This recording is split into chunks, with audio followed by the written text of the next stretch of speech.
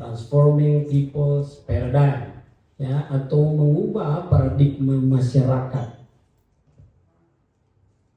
Bapak Ibu, pastikan Bapak Ibu mencintai Alkitab yang adalah kebenaran firman Tuhan. Pastikan saudara senang membaca Alkitab, karena firman Tuhan di dalam dunia ini dia yang mengubahkan saudara dan saya. Hanya firman Tuhan yang mengubahkan dunia ini dan mengubahkan saudara dan saya.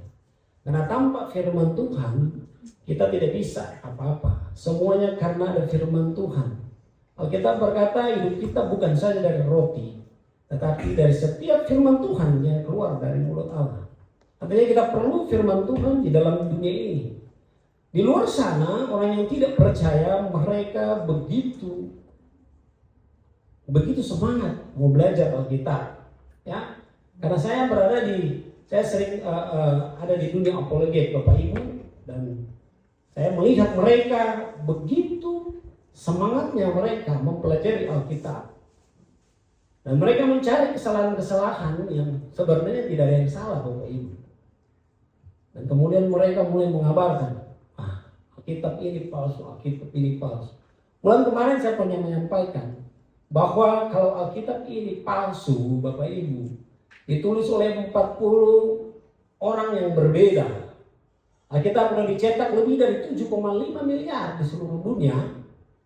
Ini menyatakan kebenarannya. Bahkan kalender Masih yang kita pakai itu yang menggerakkan saudara dan saya. Itu dikatakan tahun Tuhan. Jadi Tuhan yang menguasai ruang dan waktu, dan kita dikuasai oleh kelahiran Tuhan, yaitu kalender Masehi. Dan Tuhan yang menguasai saudara dan saya. Firman Tuhan kita perlu dalam hidup ini. Bapak Ibu, sebelum saya masuk pada tema pada minggu ini, Bapak Ibu, saya ingin kita belajar sebentar tentang keunikan Alkitab, dan bahwa Alkitab ini adalah benar adanya. Bukan cerita dongeng, tetapi inilah benar adanya. Bapak Ibu, ini gambar bumi pada tahun 1972 dan ini pada tahun 2015. Ini diambil NASA pada tahun 1972 secara penuh. Gambar bumi secara penuh. Sebelumnya sudah pernah dipotret, ya, gambar bumi ya bulat seperti ini ya. Sebelumnya sudah pernah dipotret, tetapi hanya sebagian saja. Tapi 1972 oleh NASA, kalau tidak salah Apollo 13 mengambil gambar bumi ini. Begitu indah Bapak Ibu ya, bulat dan begitu indah. Jadi jangan ada lagi kita ini punya pemandu di datar ya. Berubahlah, ya berubahlah. Paradigma kita berubah. Ini walaupun dengan segala argumentasi mereka katakan, ini mah gambar CGI katanya, CGI katanya, CGI. Bisa diubah-ubah. Oke, kita percaya firman Tuhan dan kita lihat firman Tuhan membuktikan Bapak Ibu ya, bahwa ini bumi ternyata bulat Bapak Ibu. Mari kita buktikan oleh firman Tuhan. Bapak Ibu, kita perjanjian lama, kitab Yesaya ini ditulis 700 ya sampai 680 tahun sebelum Masehi. Sebelum Tuhan Yesus datang, kita perjanjian lama sudah ada, dan kita perjanjian lama dikanonisasi sekitar 203 tahun sebelum Masehi, sebelum Tuhan Yesus datang. Ada dosen di belakang. Kalau saya salah koreksi Pak ya. Ya. Kitab Yesaya ini ditulis 700 tahun atau sekitar 680 tahun sebelum Masehi. Bumi tadi ditemukan tahun 1972. Disitulah manusia kemudian mengetahui, wah rupanya benar adanya bumi itu bulat. Semua orang seluruh dunia baru mengetahui, wah rupanya bumi itu adalah bulat. Mari kita lihat Alkitab bilang apa. Alkitab sudah menuliskan bumi ini.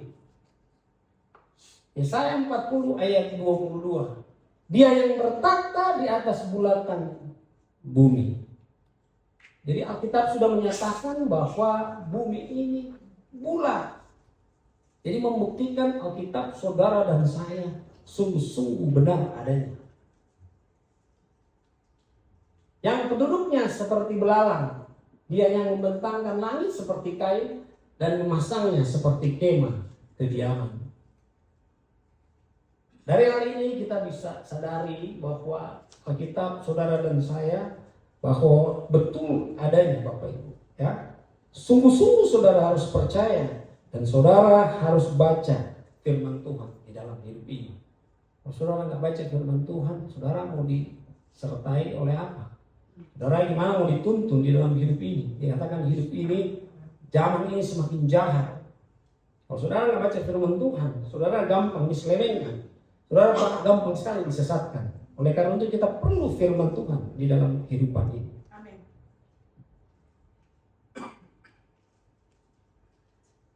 Bapak Ibu sering muncul pertanyaan begini.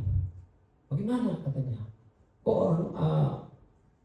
orang Kristen kok beribadah pada hari Minggu katanya? Mana ada tulis di Alkitab? Mereka selalu bilang, mana ada orang Kristen kok beribadah pada hari Minggu? Mana ada tulis di Alkitab?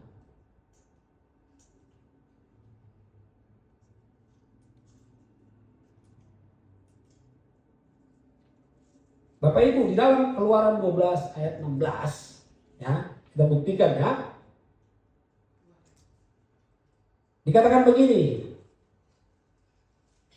kamu adakanlah pertemuan yang kudus, ya, baik pada hari yang pertama maupun pada hari yang ketujuh. Nah, orang Kristen beribadah pada hari yang ketujuh. Kita beribadah pada hari yang pertama.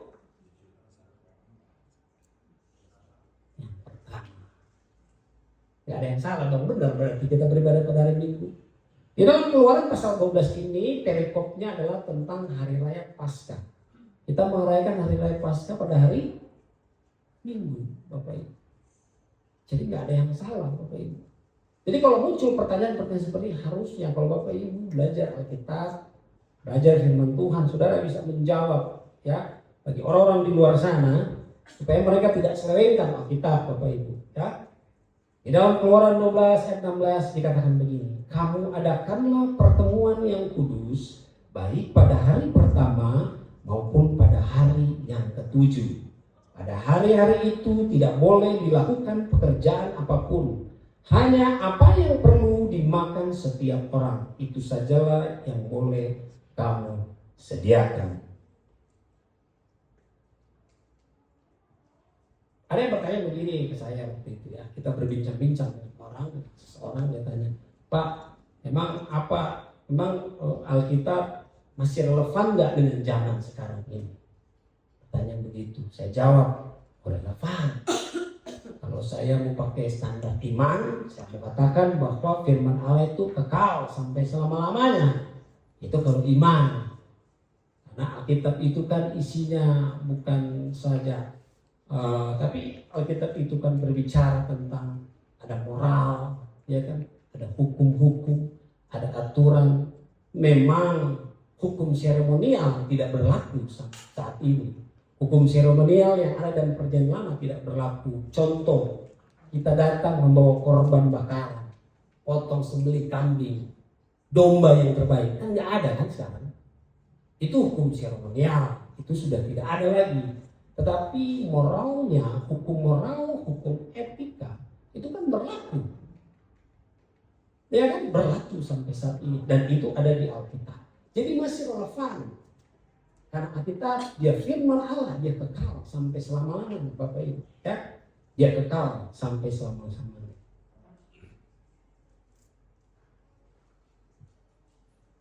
Kita nanti next aja ya. Baik, kata paradigma menurut KBBI memiliki arti kerangka berpikir. Kata paradigma menjelaskan tentang bagaimana landasan seseorang dalam melakukan suatu tindakan, cara berpikir seseorang terhadap suatu hal yang akan mempengaruhi seseorang dalam memecahkan masalah dan mengambil keputusan. Transforming people's paradigm atau mengubah paradigma masyarakat adalah bagaimana kehadiran warga kerajaan Allah di tengah-tengah masyarakat memberikan perubahan terhadap kerangka dasar berpikir orang-orang yang ada di sekitarnya agar memiliki paradigma kerajaan Allah, dan itu akan memberi dampak bagi kehidupan masyarakat. Bapak Ibu, saya di Ayam Istana sebagai pengelola dan tentu sebagai leader, saya belajar leadership ya di dalam pengelolaan satu usaha begitu ya. Dan saya selalu memotivasi anak-anak di sana. Saya motivasi mereka, saya bilang kalau ada pekerjaan yang lebih baik dari tempat ini, silakan sudah resign. Ya, resign secara baik-baik, dengan tiba-tiba menghilang. Kalau memang ada gaji yang melebihi dari tempat ini, saudara boleh silakan resign. Tetapi selama saudara ada di tempat ini, saudara betul-betul bekerja dengan baik, bekerja dengan jujur. Ya, bekerja dengan jujur, dengan baik. Saya kadang-kadang kasih saya suka bikin kuis Bapak Ibu supaya mereka itu tambah pintar. Bahkan saya ngajarin mereka banyak skill yang saya ajarkan kepada mereka, karena ini skill penting Bapak Ibu. Saya ajarkan ke mereka, bahkan saya ajarkan bawa mobil. Saya ajarin mereka bawa mobil. Saya bilang kalau kalian bisa bawa mobil, artinya bisa nambah skill. Kalau nambah skill, nanti kalian pergi kemana, bisa dapat pekerjaan. Lebih mudah mencari pekerjaan. Saya nggak pernah menekan mereka. Saya ajarin mereka yang baik, tentu karena kita diajarkan nilai-nilai kebenaran firman Tuhan. Jadi saya ajarkan mereka. Saya bilang kalian ini udah berhenti merokok. Ngapain sih merokok? Kalian kerja, habisin uang dengan rokok, percuma. Saya bilang berhentilah merokok, bisa nabung, bisa kredit motor atau apalah. Dan hari ini puji Tuhan ada dari beberapa kredit motor, punya motor sekarang. Saya ajarkan mereka itu sesuatu hal yang baik, ya, sesuatu hal yang baik untuk mengubah cara pandang paradigma mereka. Karena saya sendiri Bapak Ibu, ketika kita ini kan orang perantau ya, kita merantau dari Manado, kita mau mengubah, dan saya mau mengubah cara pandang saya di kampung halaman. Karena kalau di kampung halaman itu Bapak Ibu, hidupnya nggak karu-karuan Bapak Ibu. Hidupnya ngumpul gitu ya, mabuk, minum. Nah ini yang membuat saya kemudian, saya bilang saya harus keluar dari tempat ini. Paradigma berpikir saya harus berbeda. Kalau saya di sini terus, saya mungkin akan sulit dan mungkin bisa mungkin tiba-tiba bisa mati ditikam orang.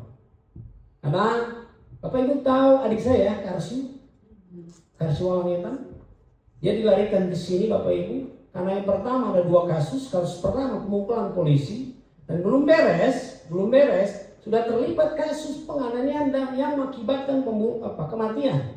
Dia sih nggak terlibat, tetapi dia ada di situ pada waktu itu, teman-temannya. Kemudian malam itu diusirkan ke Manado dan besoknya langsung dikirim ke sini. Dan hari ini puji Tuhan, dia sudah di Amerika sekarang, dia kerja di sana. Kita nasihati dia, ubah aja. Paradigma berpikir kita ubah. Jangan mau kau tinggal di kampung itu. Kau pergi keluar supaya engkau bisa sukses. Dan puji Tuhan, dia mau dibentuk di sini. Dia dibaptis di Rock, dia diajarkan di sini. Dan puji Tuhan, dia boleh berubah sekarang dan dia dari Amerika sekarang. Puji Tuhan, Bapak Ibu. Saya pun bukan nggak mau lagi, Bapak Ibu. Jadi saya nggak mau berlama-lama di kampung ketika itu. Saya harus memilih, mengubah cara pandang saya bahwa saya harus pergi dari tempat itu supaya bisa ada perubahan. Dan kemudian saya datang merantau ke sini. Dan hari ini saya kadang-kadang merasa kok bisa gitu loh. Saya nggak pernah membayangkan.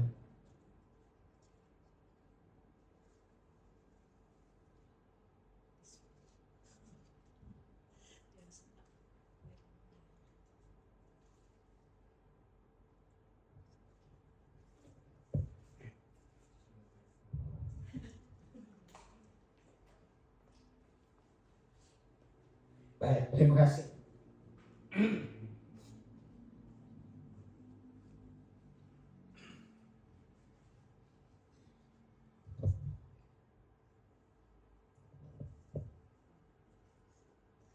Saya Bapak Ibu Nggak pernah membayangkan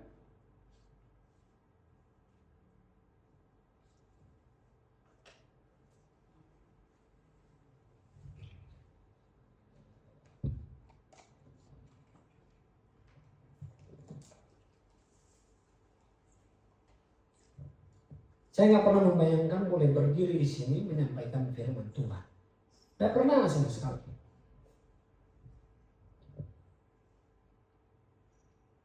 Jauh dari pikiran saya. Saya hanya berpikir, ya udah, merantau saja. Dan ada seorang yang berkata kepada saya, kalau kamu merantau, ingat baik-baik, kamu harus punya skill.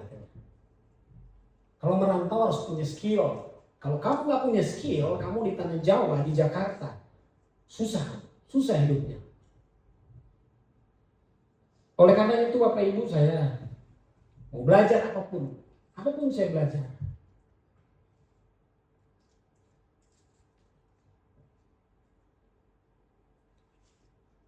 Saya belajar service handphone, saya kuasai software hardware, supaya kalau punya skill itu nggak susah hidup. Dan puji Tuhan, Tuhan pelihara betul. Kalau saudara punya skill, saudara tidak akan sulit hidup. Saya belajar dengan kemauan yang tinggi, saya mau belajar. Kita di kampung, Bapak Ibu, terima kasih istriku.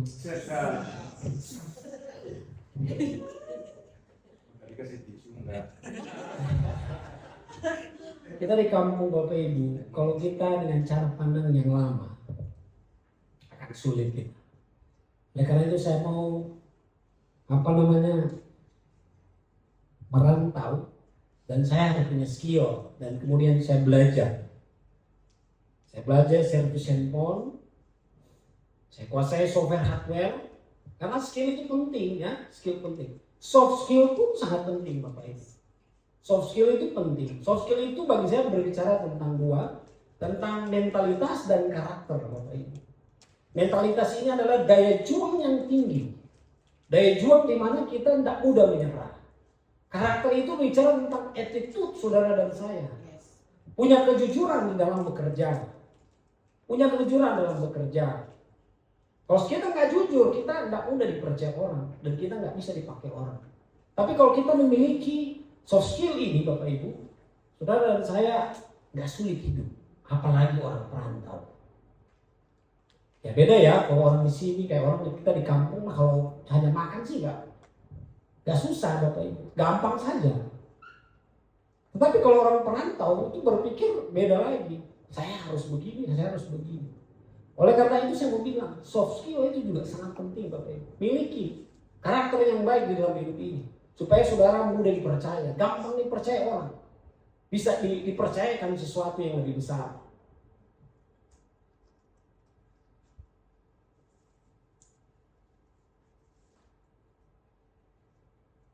Baik, transforming people paradigm, beberapa contoh paradigma kerajaan yang Yesus ajarkan. Dan ini suatu anomali menurut paradigma dunia. Jadi memang ajaran Yesus ini memang berbeda Bapak Ibu ya. Contoh, di dalam Matius pasal 5 ayat 44 dikatakan begini. Mengasihi musuh dan berdoa bagi yang menganiaya kamu. Kemudian di dalam Matius pasal 3 ayat 39. Siapa yang menampar pipi kananmu, berilah juga kepadanya pipi kirimu. Mana ada di dunia ini Bapak Ibu? Kalau ada yang nampak, kasih dia, pipi kiri lagi dia, ngajar deh. Bukan begitu sebenarnya. Maksudnya saudara harus tetap mengampuni, mengasihi, sekalipun itu adalah musuh. Itu Yesus ajarkan. Memang berbeda dengan paradigma dunia Bapak Ibu. Ya? Jadi perubahan paradigma akan mengakibatkan perubahan perilaku. Perubahan perilaku akan mengakibatkan terjadinya kebiasaan yang baru. Kebiasaan yang baru mengakibatkan perubahan gaya hidup. Dan perubahan gaya hidup akan membawa sampai kepada tujuan. Nah, ini ada contoh paradigma yang salah Bapak Ibu. Orang sering berkata begini, beribadah itu tidak harus di gereja. Beribadah itu di mana aja katanya. Ya, di persekutuan kan di mana kan? Mau di rumah juga ada Tuhan katanya.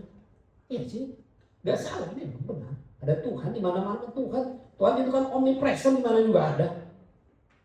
Tapi Bapak Ibu, dari kita perjanjian lama kita sudah diajarkan orang harus beribadah. Pertama awalnya Tuhan suruh bangun, Tuhan suruh buat bagi Musa, buat kemah suci untuk suatu tempat orang beribadah. Nah ini paradigma yang salah Bapak Ibu. Padahal saudara dan saya, kita jemaat perlu gereja di dalam hidup ini. Perlu gereja. Kenapa? Karena gereja lah yang mengeluarkan legal formal, surat-surat kalau saudara menikah. Saudara mau ambil dari mana? Emang kita mau ambil dari mana? Kalau kita dibaptis mau di mana? Yang suratnya siapa yang keluarin? Baptis bisa di mana aja. Suratnya siapa yang mau keluarin? Gereja. Saudara kalau ada kematian, ibadah penguburan, saudara mau minta layani siapa? Dari gereja. Berarti gereja sangat penting di dalam hidup kita. Itu kita perlu sebagai orang percaya. Jadi jangan pakai cara-cara berpikir, ibadah mah di mana aja, nggak usah di gereja, nggak usah ke gereja, melayani mah nggak usah di gereja, melayani mah di mana aja. Iya betul, melayani di mana aja. Tapi kita perlu gereja lokal. Kita perlu gereja dalam hidup ini. Di dalam Kisah 2 ayat 46, dengan bertekun dan dengan sehati mereka berkumpul tiap-tiap hari dalam bait Allah. Ini gereja mula-mula. Mereka berkumpul di mana? Di bait Allah. Kalau sekarang ya kita sebut gereja. Itu tempat berkumpul. Jadi mari kita ubah cara berpikir kita, paradigma kita, bahwa kita perlu gereja dalam ini. Kita perlu gereja lokal. Nah memang ada perbedaan pendekatan ya antara hukum Taurat dan Injil kasih karunia Tuhan. Kita baca dulu dalam 2 Timotius 3:16 Bapak Ibu. Dikatakan begini, segala tulisan yang diilhamkan Allah memang bermanfaat untuk mengajar, untuk menyatakan kesalahan, untuk memperbaiki kelakuan, dan untuk mendidik orang di dalam kebenaran. Kita kunci dulu di sini Bapak Ibu, artinya dari kitab perjanjian lama, dari Kejadian sampai Wahyu adalah firman Allah yang diilhamkan oleh Roh Kudus. Dia bermanfaat untuk mengajar, menyatakan kesalahan, memperbaiki kelakuan, dan mendidik orang di dalam kebenaran. Tetapi kalau kita lihat Bapak Ibu, ada pendekatan yang berbeda antara perjanjian lama, kitab hukum Taurat, dan Injil kasih karunia. Dalam Galatia pasal 3 ayat 10 dikatakan begini, karena semua orang yang hidup dari pekerjaan hukum Taurat berada di bawah kutuk. Sebab ada tertulis, terkutuklah orang yang tidak setia melakukan segala sesuatu yang tertulis dalam hukum Taurat. Dan bahwa tidak ada orang yang dibenarkan di hadapan Allah karena melakukan hukum Taurat. Adalah jelas karena orang benar akan hidup oleh iman. Tetapi dasar hukum Taurat bukanlah iman, melainkan siapa yang melakukannya akan hidup karenanya. Memang hukum Taurat itu diberikan pada zaman ketika itu. Jadi hukum Taurat itu kita harus melakukan sesuatu supaya kita suci dan supaya kita kudus. Tapi di dalam perjanjian baru, di dalam Injil kasih karunia, saudara itu semua sudah dilakukan oleh Tuhan Yesus di atas kayu salib. Dikatakan saudara hanya percaya saja kepada Dia. Dan kita sudah dikuduskan oleh kematian Kristus. Kita sudah disucikan oleh kematian Kristus. Karena saudara dan saya sudah dikuduskan, maka kita harus hidup kudus. Hidup sesuai dengan firman Tuhan. Itu cara pandang yang berbeda, Bapak Ibu. Jadi sekarang kita itu bukan kita hidup kudus, bukan kita hidup suci untuk mendapatkan keselamatan. Keselamatan sudah diberikan bagi saudara dan saya. 2000 tahun lalu Tuhan sudah lakukan itu di atas kayu salib. Nah sekarang kita sebagai orang yang sudah diselamatkan, masa sih kita mau hidup sembarangan? Masa sih kita mau hidup tidak kudus? Harus dong, kan sudah diselamatkan. Berbeda dengan hukum Taurat. Saudara harus melakukan ini, harus melakukan ini. Kalau enggak habis. Bahkan hukum Taurat tuai bisa berlaku hari itu juga. Apa yang kau tahu itu yang kau tuai bisa berlaku pada hari itu juga. Bisa musnah.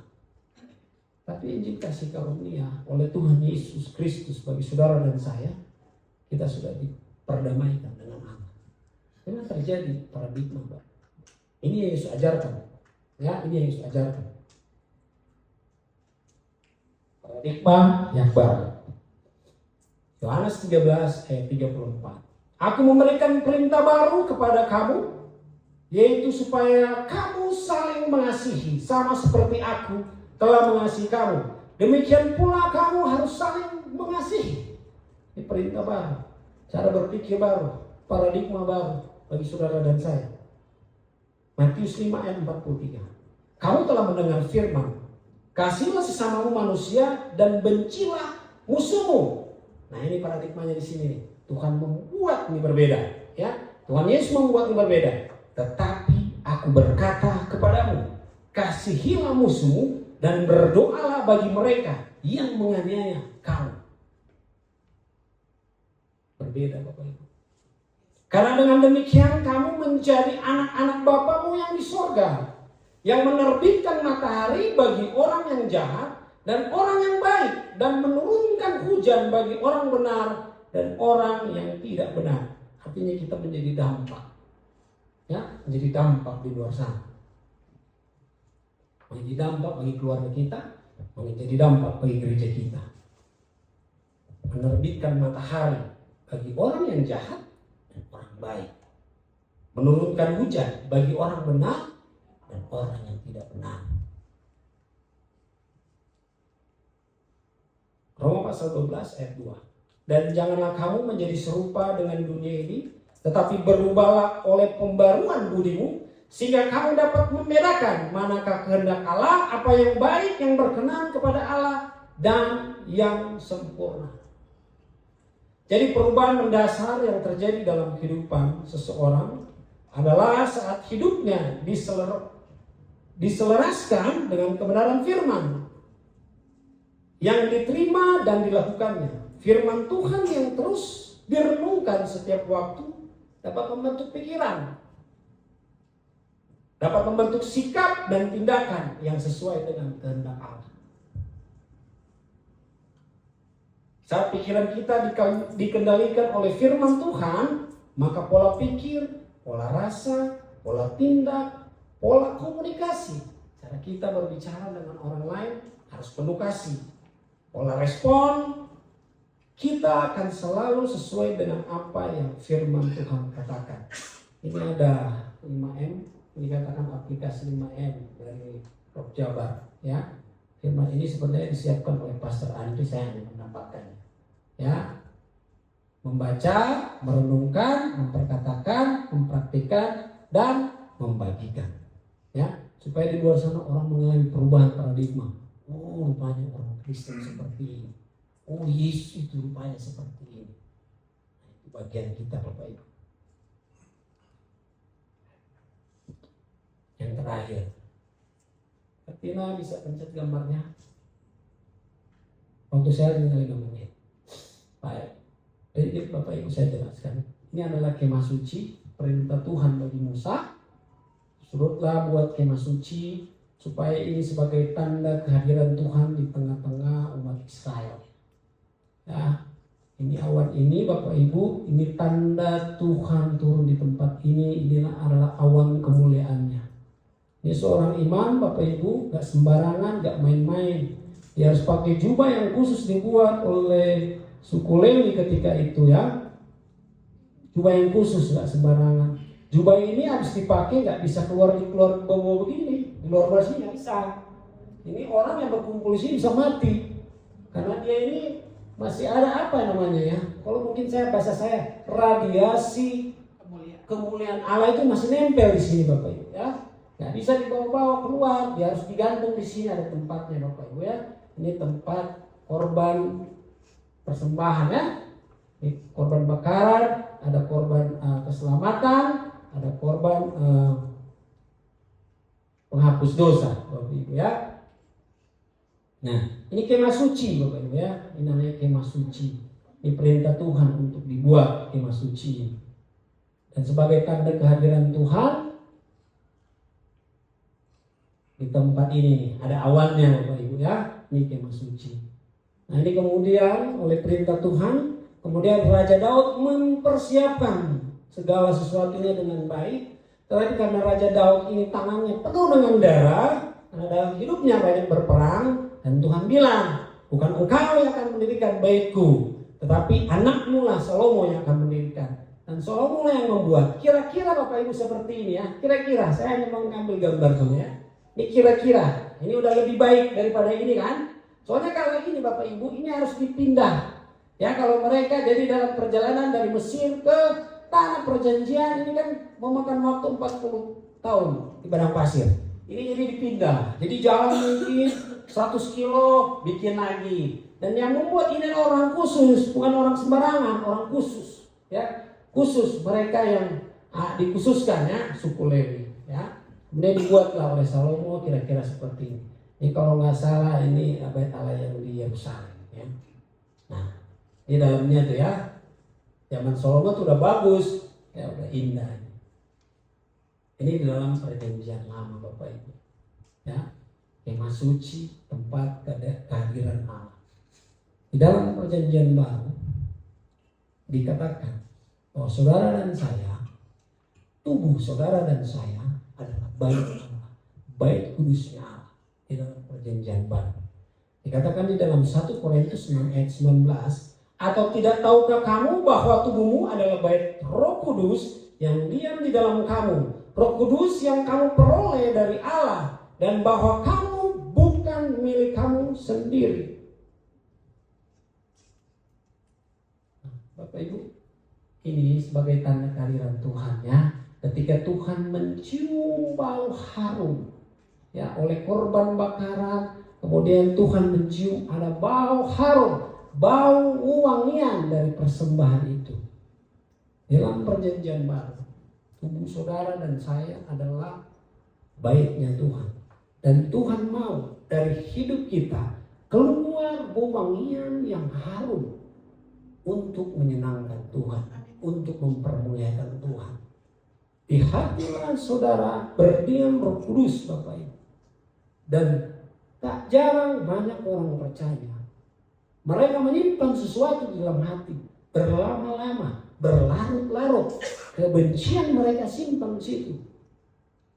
Kemarahan yang berlarut-larut mereka simpan terus di dalam hati. Padahal di situ tempat Tuhan mau cium keharuman saudara dan saya. Tapi disimpan terus itu, sakit hati, iri hati, dendam disimpan di situ di bait kudusnya Allah. Yang seharusnya Tuhan mencium dari hidup kita bau wangian yang harum. Tapi kita selalu menyimpan. Bapak Ibu, saya tutup dengan satu kesaksian 5 menit. Bapak koordinator 5 menit. Ketika awal-awal saya buka konter HP Bapak Ibu, kemudian saya mengajarkan seseorang. Saya orangnya tuh nggak pelit, bahkan lawan-lawan usaha saya ajarin. Dia nyari handphone saya ajarin. Saya nggak. Pemikiran saya tuh nggak begitu lah, nggak betul-betul bersaing. Saya nggak begitu saya Bapak Ibu. Saya ajarkan dia tidak tahu apa-apa, kemudian saya ajarkan dia. Dari cara periksa handphone saya ajarin. Periksa handphone itu caranya begini. Belanjanya itu di sini. Harganya sekian, untungnya itu sekian. Saya ajarkan dia. Ya, dan tidak tahu apa-apa kemudian saya ajarin. Setelah sudah beberapa lama, sekitar hampir setahun mungkin ya. Kemudian dia sudah pintar Bapak Ibu. Dia sudah pintar. Kemudian karena dia sudah pintar, dia usir saya dari tempat itu. Padahal saya masih punya cukup waktu untuk di tempat itu, karena tempat itu kan saya kontrak, waktunya belum habis. Dengan waktu yang belum habis itu saya usir sama dia Bapak Ibu. Gimana perasaan saudara gimana ketika itu? Sakit hati nggak? Jujur, sakit hati saya. Sakit hati. Ketika itu. Diusir saya Bapak Ibu. Dia udah tahu, saya udah ajarin semuanya. Diusirlah saya. Oke, akhirnya masih ada waktu berapa lama ya. Kemudian oke lah, saya pindah. Daripada saya ribut, ya kan? Saya pindah akhirnya. Saya pindah selang udah setahun. Kemudian Bapak Ibu, nggak nyaman Bapak Ibu. Kalau saudara menyimpan sesuatu dalam hati itu, nggak nyaman. Saudara pun ketemu dia, pernah saya bertemu di jalan, ada dia, saya lihat, malas dia lagi, ketemu dia lagi. Kira-kira kalau Bapak Ibu mau ke mall, kemudian orang yang bermasalah itu berdiri di pintu gerbang, saudara nggak jadi ke mall tuh kayaknya. Jadi kira-kira begitu. Saya ketemu kemudian dia lagi. Itu saya gak nyaman Bapak Ibu. Gak damai, gak sukacita. Itulah kalau kita menyimpan sesuatu dalam hati. Ada konflik batin di dalam hidup kita. Di dalam hati kita itu ada konflik. Tapi ketika kita lepaskan itu, kita menjadi orang merdeka. Itulah firman Tuhan katakan. Firman Tuhan yang memerdekakan. Ketika saudara melakukan firman itu memerdekakan saudara. Dan ketika saya belajar dari situ, nggak bisa begini, saya harus lepaskan. Kemudian saya lepaskan Bapak Ibu. Dan saya merdeka Bapak Ibu. Saya sungguh merdeka. Ketemu gak jadi masalah. Bahkan kita berteman. Kita sering makan bersama Bapak Ibu. Kita harus lepaskan hal yang begitu Bapak Ibu. Supaya kita merdeka. Kalau kita tidak lepaskan, tidak ada kemerdekaan dalam hidup kita. Saya lepaskan. Dari situ saya belajar. Mulai dari situ Bapak Ibu, saya tidak pernah menyimpan sesuatu yang tidak benar di hati. Iri hati, dendam, kepahitan, kemarahan, gak mau simpan saya Bapak Ibu. Ya, lepas supaya kita menjadi orang bebas, orang free. Kemanapun kita pergi, kita bebas, kita free, kita orang merdeka. Karena firman Tuhan sudah memerdekakan saudara dan saya. Biarlah firman Tuhan ini menjadi berkat bagi kita semua. Terpujilah nama Tuhan. Haleluya. Amin.